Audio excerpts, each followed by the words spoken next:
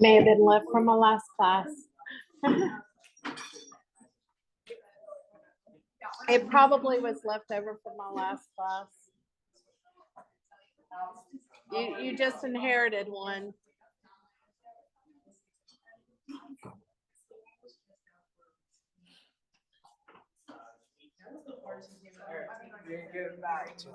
Well, I'll leave it and maybe they'll come back. It could have been somebody else's class too, for all I know. Sure, sure.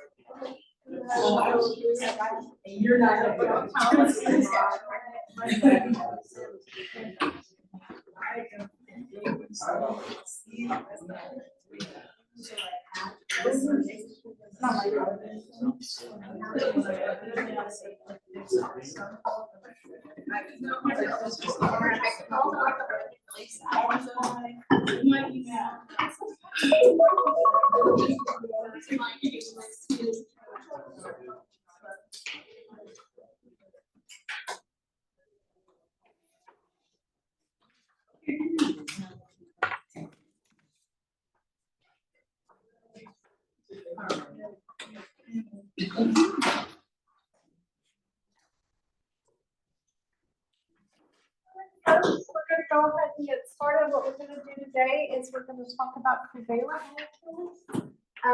Specifically, we'll spend some time talking about how to name a covalent molecule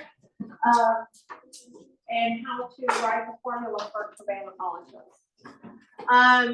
On Monday, we're going to pick up with binary. So we'll do some of the different types of covalent molecules today. And then on Monday, we're going to finish up any covalent molecules that I've yet to discuss and work through some of the problems. On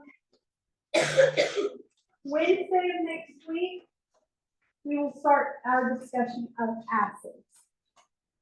And we'll talk about binary acids and oxyacids. And if all goes well, then we'll finish up next week talking about molar mass, but we will see. It all depends on how far I get.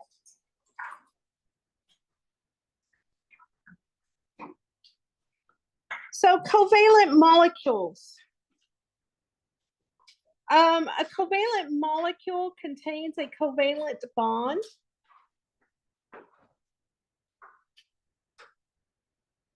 which arises through the sharing of electrons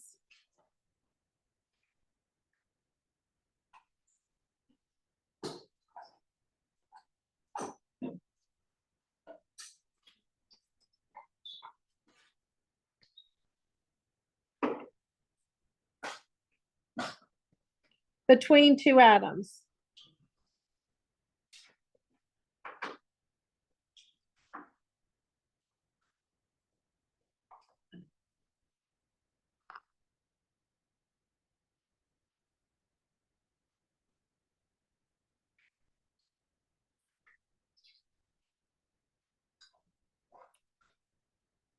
Covalent compounds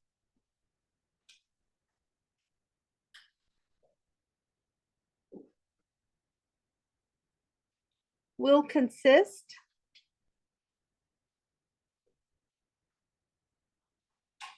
of nonmetals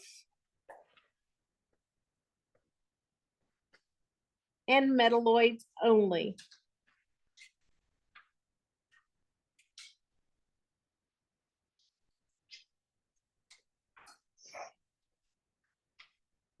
Now, I want to take a moment with just these two concepts and talk about them briefly in a little greater detail. Because electrons are shared, the number of molecules that can be formed is immensely larger than the number of molecules of ionic compounds that can be formed.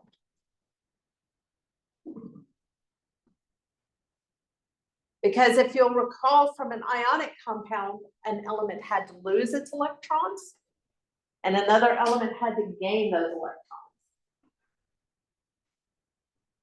That takes quite a bit of energy to lose an electron. So energetically speaking,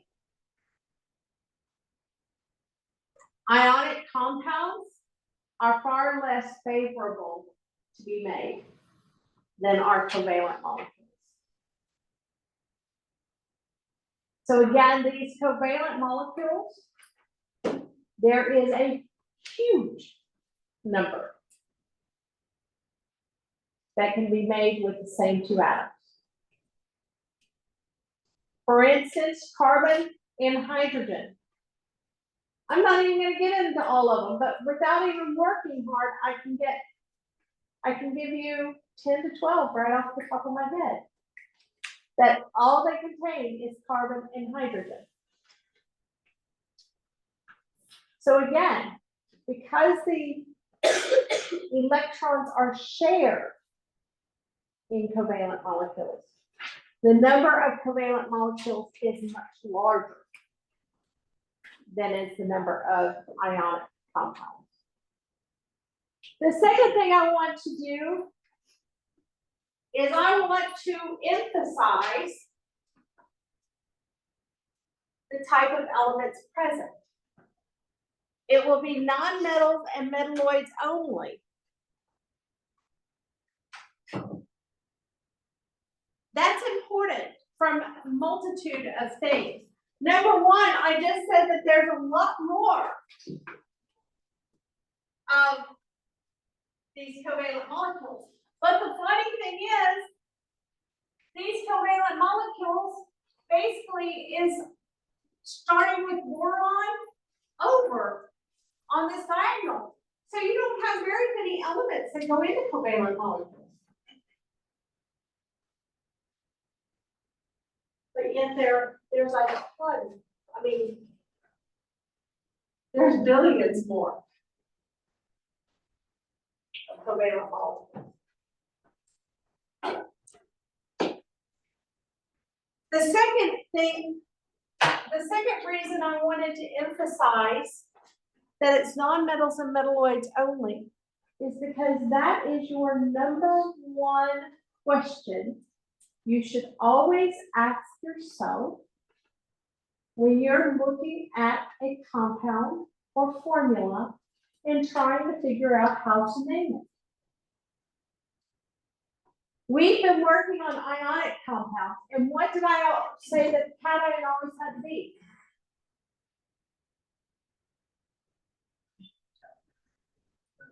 It had to be a metal. So if I see a metal listed first, I know I'm going to use the methods that we've been working on. Whereas if I see a non-metal listed first, that's going to throw it into the categories we're about to discuss. Does that stay the same for like if I have like hydrogen in front of the dihydrogen, do you use covalent or still able to use the Hydrogen, if it's listed first, it is going to be covalent.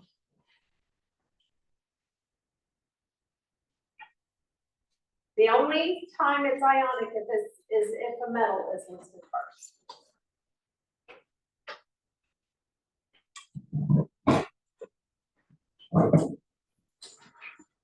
Okay, so we're going to break these covalent molecules down into 4 categories. There's actually a lot more, but we're only going to do 4 categories.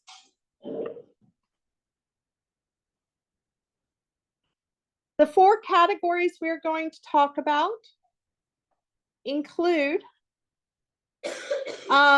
the diatomic elements.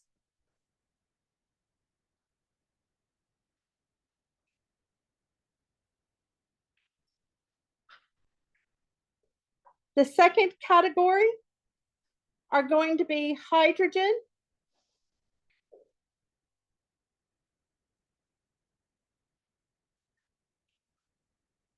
with group 16 or 15 through 18.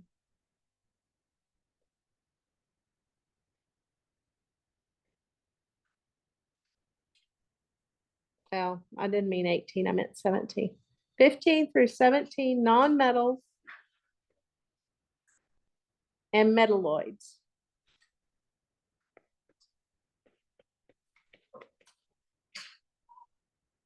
The third category we're going to talk about is the simplest of all organic molecules, and that is going to be the alkanes.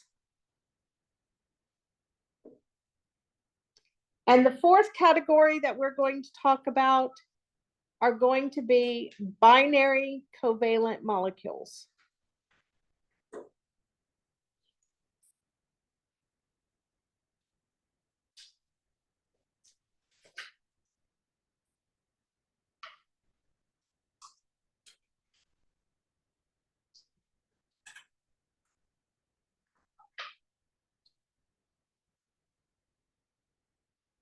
So let's talk about category number one, which is the diatomic elements.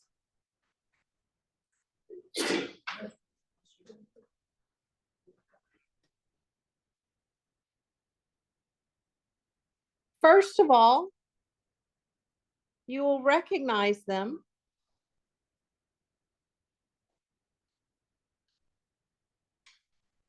because only one element is present.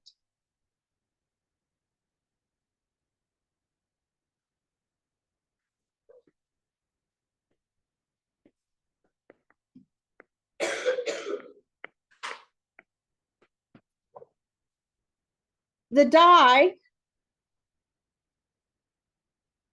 in diatomic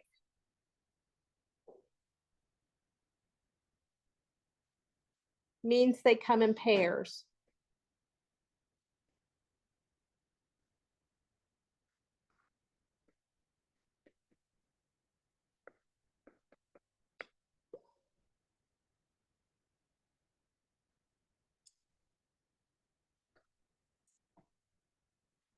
There are 7 diatomic elements.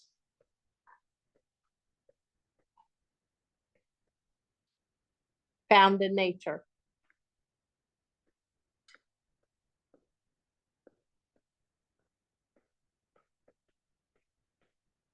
Thankfully, some of them are in very low quantity.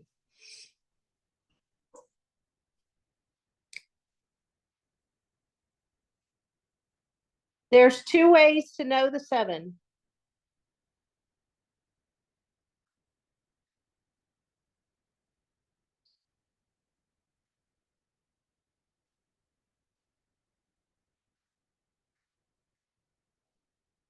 The first way is you can memorize a mnemonic device called Brinkelhoff.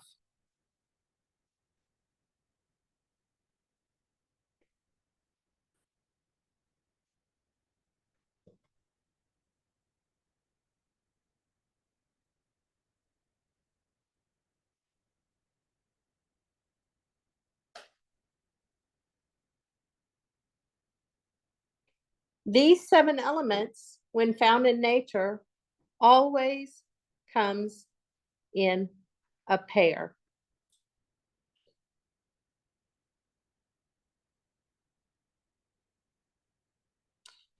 When you talk about the oxygen you breathe, for example,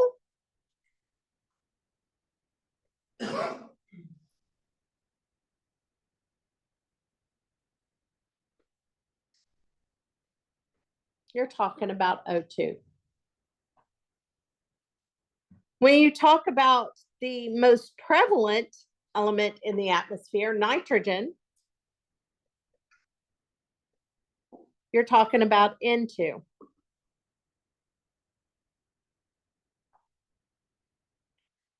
So we tend to call, so when it comes down to it, these binary, or excuse me, the diatomic elements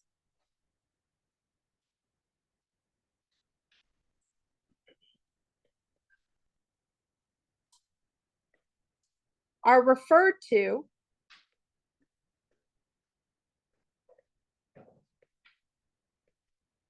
by their element name.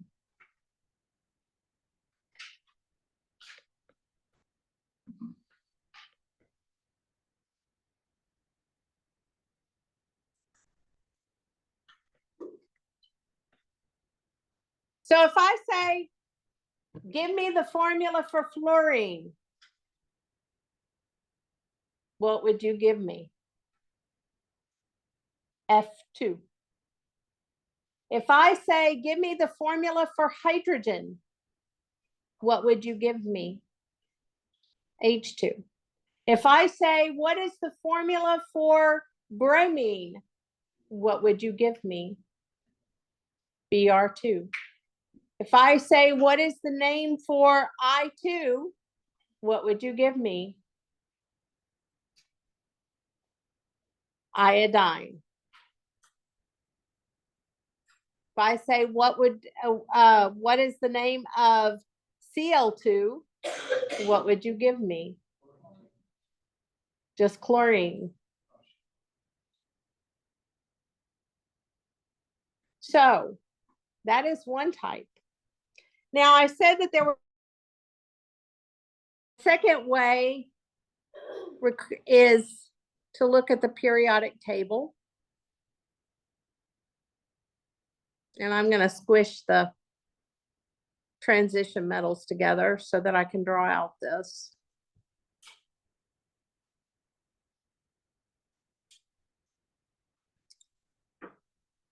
Starting with nitrogen.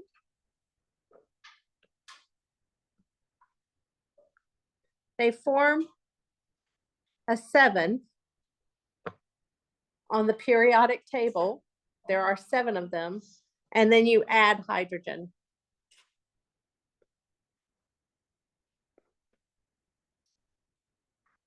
So that's another way to memorize them, is they form a 7 on the periodic table and you add hydrogen.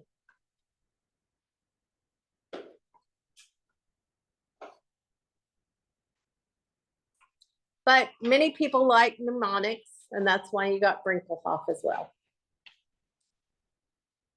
It's fun to say.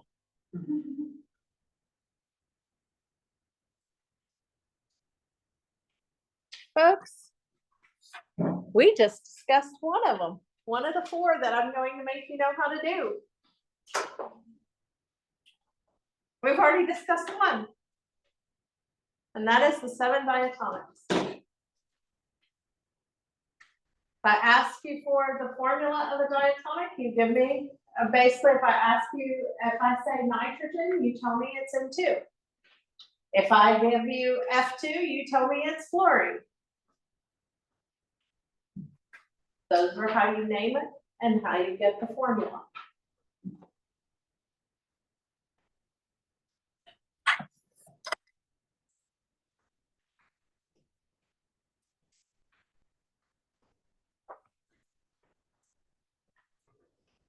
The second one was hydrogen with group 15 through 17 nonmetals and metalloids.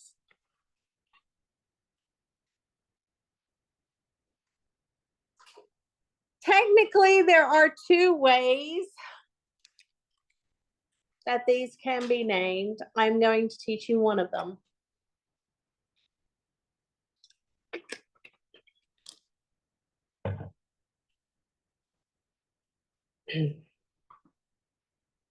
So to do this, I'm going to start with stuff you should already know.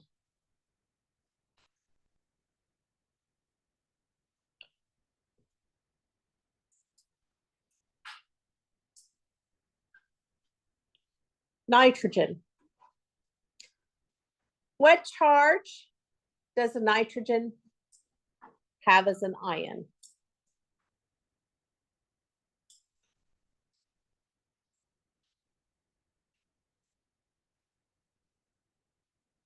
It is a -3y. It's in group 15. That charge tells you how many hydrogens there will need to be. Because hydrogen carries with it a +1 charge. So there needs to be 3 hydrogens with it. Same thing with phosphorus. Because it carries a 3- charge, the number of hydrogens that will go with the phosphorus is 3. When we get into oxygen, oxygen has a -2 charge because it's in group 16. That's how many hydrogens it needs. Sulfur, that's how many hydrogens it needs. Selenium is a 2-. That's how many hydrogens it needs. When we get over into the halogens, fluorine carries with it a -1, so it only needs one hydrogen. Chlorine carries with it a -1, so it only needs 1 hydrogen. Bromine carries with it a -1, so it only needs 1 hydrogen. Iodine carries with it a -1, so it only needs 1 hydrogen. So basically, folks, you have half of the battle with respect to the formula.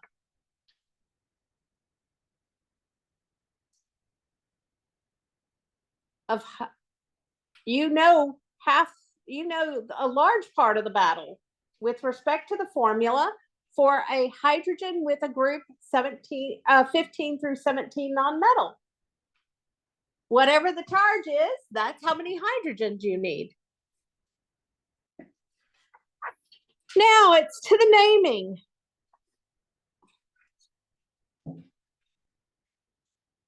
Because the number of hydrogens is set by the charge that that element could have,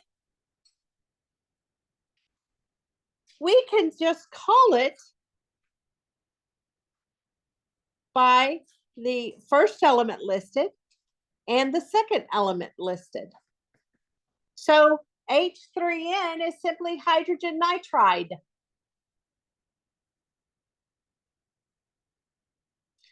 H3P is simply hydrogen phosphide.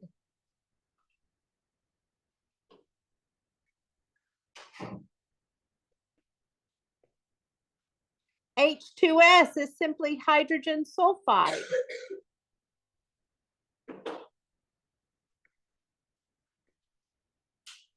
H2SE is simply hydrogen selenide.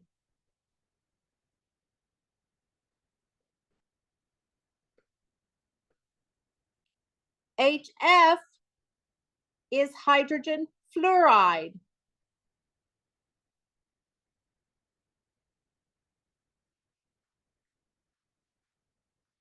HCl is hydrogen chloride.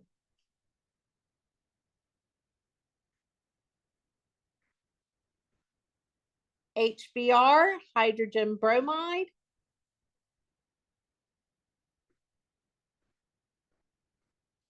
And HI, hydrogen iodide.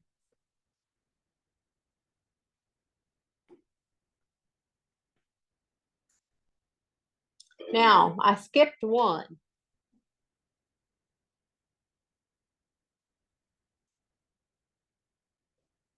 I skipped one on purpose. There is only one name that is acceptable. Technically, I shouldn't say that. There's only one name I am going to accept. And that is because this compound is known internationally by this name. And that is, if you give me H2O, you better call it water.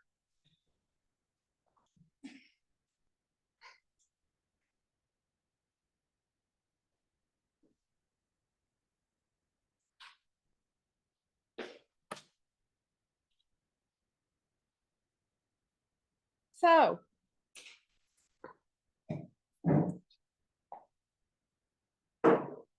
Let's talk. With respect to hydrogen and group 15 through 17 nonmetals, again, there is only one way that hydrogen can combine with those elements.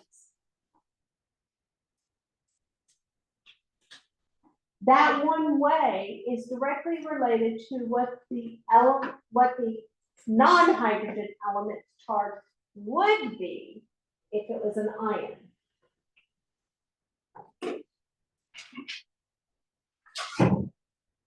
And it will combine in that ratio.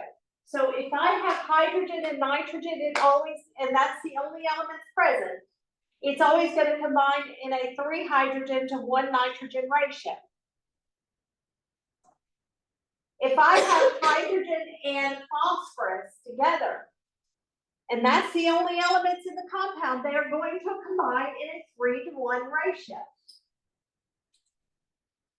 If I have hydrogen and oxygen, and those are the only elements of the compound, it has to combine in a 2 to 1 ratio. That will stay constant.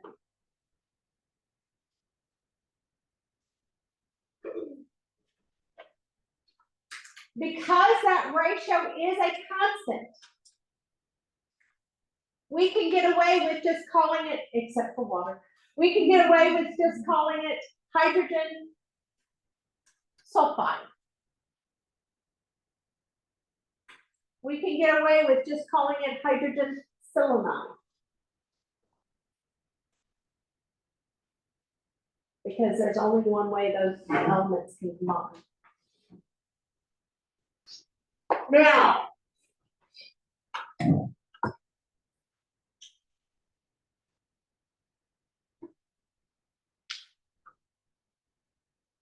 there is I want to take a moment and discuss these compounds and what they are in the form that they are in.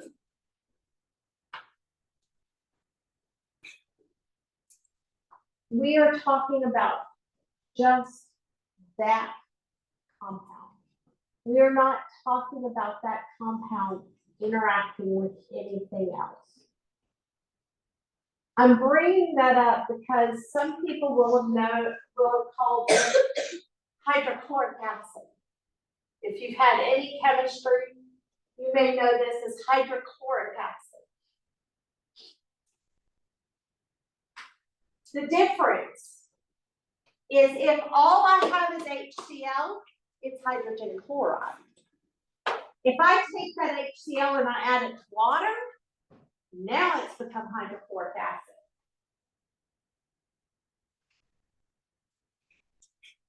So when I am describing hydrogen iodide, I am talking about just this compound. It's not interacting with anything else.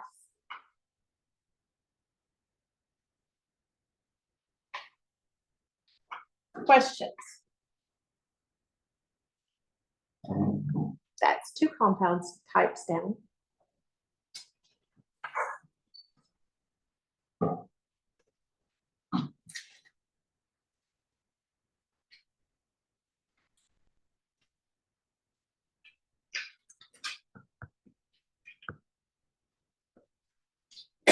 Let's look at number 3.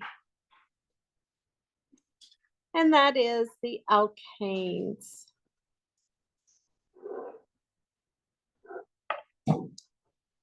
Alkanes are the simplest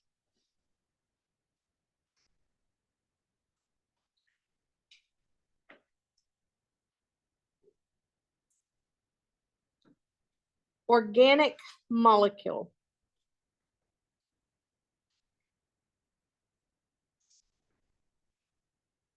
Alkanes consist of carbon and hydrogen only, and they consist of single bonds only. We're not going to get into the bonding, but I don't want to leave that piece out. Because you can have carbon and hydrogen have other types of bonds, and if it has other types of bonds, it's called something different.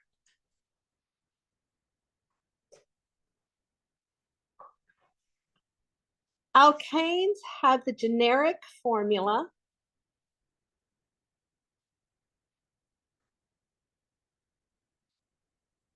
of CnH2n plus 2, where N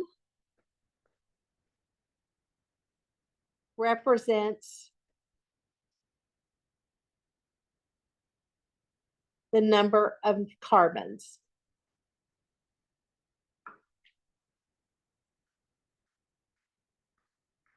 In the compound.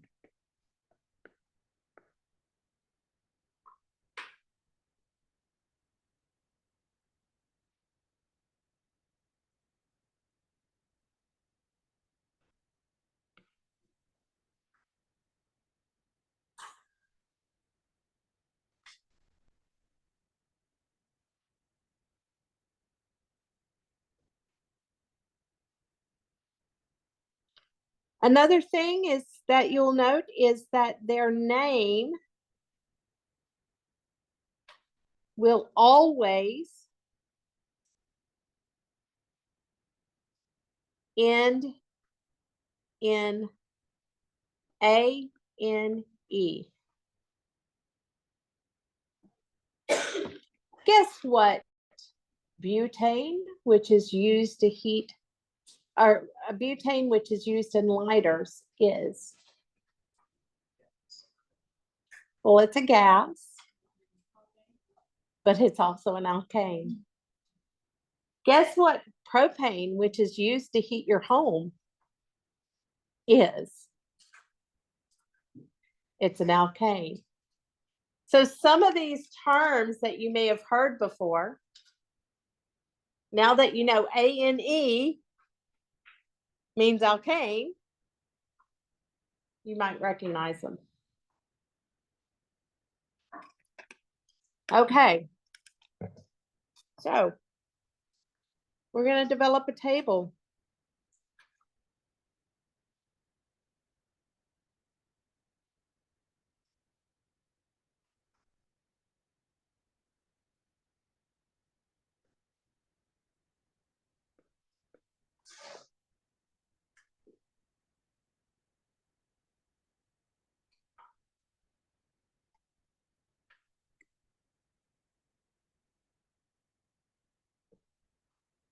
We're only going to do 1 through 10.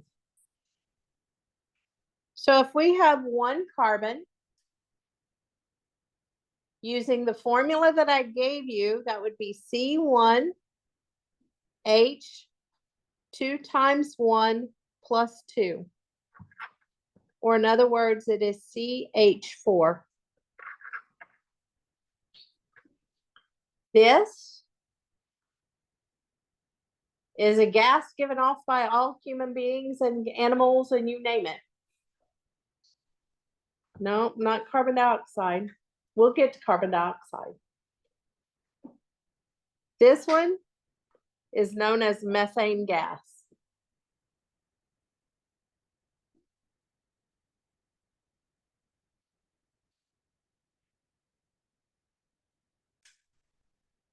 Two.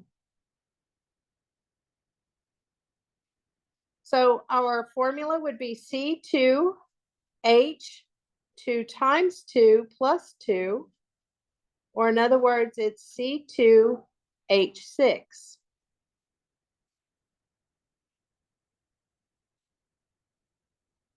I don't have a great story for this one.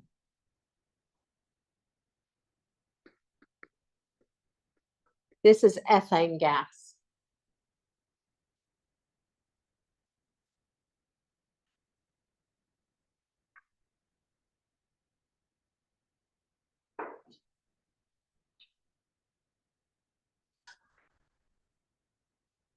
using the process that I have started, go ahead and come up with the formula for 3 carbons, 4 carbons, and 5 carbons. For that matter, you can come up with the formula for 6, 7, 8, 9, and 10 too. Because we're only going to go through 10 carbons.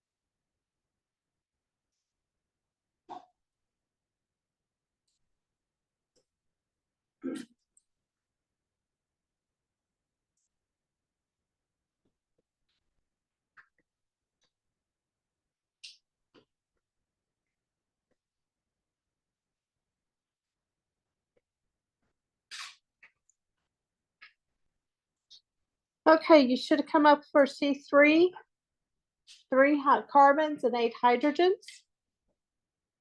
For 4, you should have come up with 4 carbons and 10 hydrogens. 5, 5 carbons and 12 hydrogens. 6, 6 carbons and 14 hydrogens. 7, 7 carbons and 16 hydrogens. 8, 8 carbons and 18 hydrogens. 9, 9 carbons and 20 hydrogens. And 10, 10 carbons and 22 hydrogens.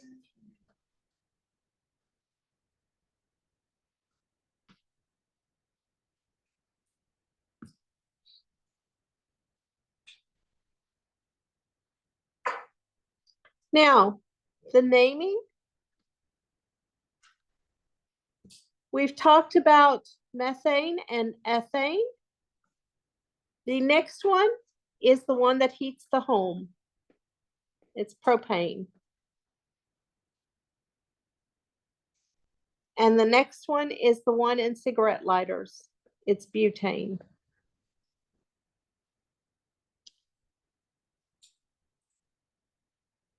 Now,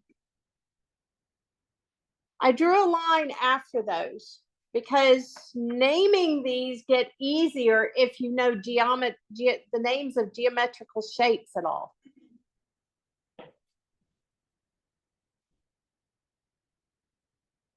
If I were to draw a 5-sided structure, what would you call that? The pentagon. Well, this is called pentane. If I were to draw a 6-sided structure, and I'm not going to ask you to draw structures, but if I were to draw a 6-sided structure, what would you call it? It's a hexagon. So this is called hexane. Now, the 7th one, most people don't know, and I also cannot draw it very well.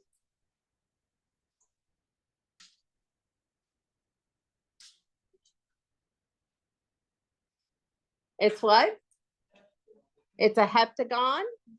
Well, that compound is called heptane. The next one in line. I can draw better.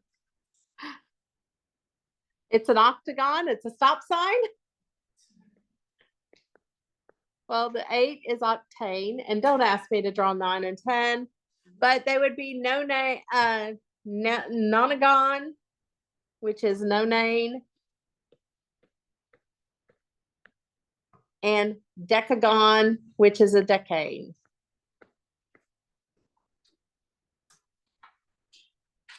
You will not go past 10 for the alkanes.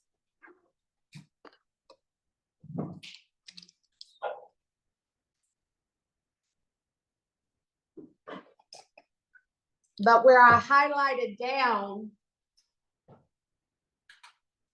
all you're doing is taking the prefix and adding a, the prefix for that same sided structure. But we're adding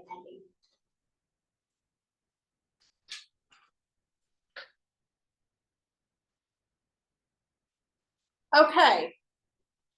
So on these first 3 types of covalent molecules, you have a choice how you do them. You can either simply memorize them, or you can use the tools that I've been trying to describe to help you memorize them.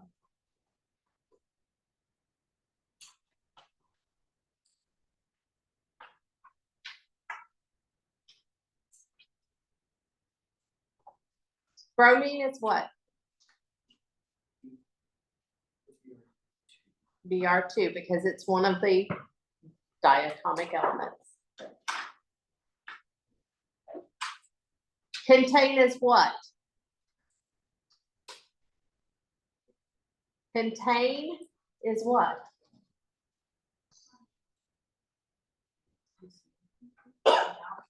You know, it's an alkane, so it automatically has to follow that CnH2n+2 formula. But pent means what?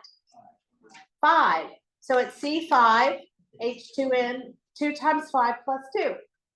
You don't have to memorize that it's C5H12. That's up to you. If you want to memorize that pentane is C5H12, then memorize that pentane is C5H12. Otherwise, know that a pentane, that an alkane ends in ANE.